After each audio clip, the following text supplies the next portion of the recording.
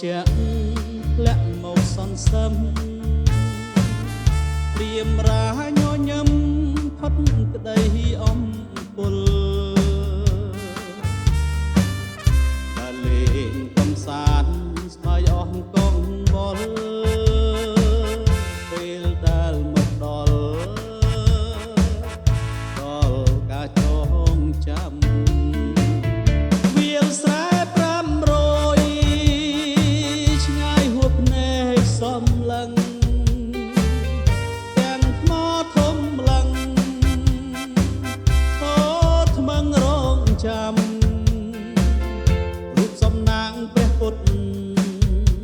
មានបារមីធំទុកថ្វាយបង្គំនៃ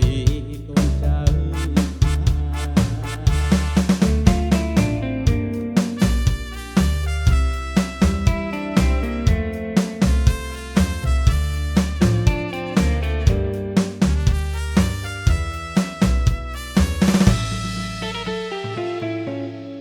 បីឃ្លាតឆ្ងាយកាយចាក់ចេញទៅហើយចិត្តដកនៅចាំមិនភ្លេចដែរ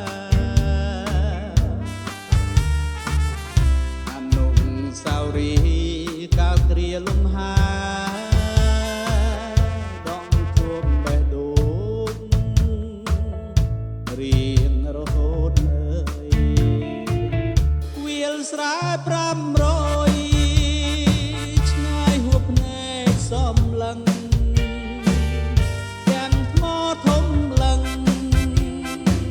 ហូតថ្មឹងរងចាំរូបសំណាងព្រះពុទ្ធមានបារមីធំទុកថ្វាយបង្គំ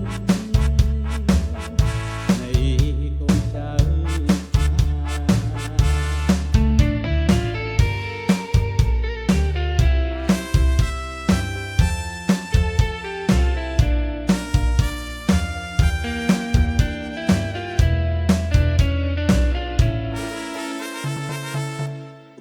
បីឃ្លាតឆ្ងាយកាយចាក់ចេញទៅ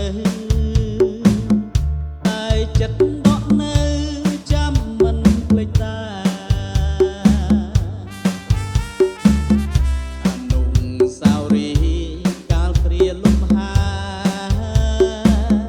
ដកជួបបេះដូងរៀងរហូត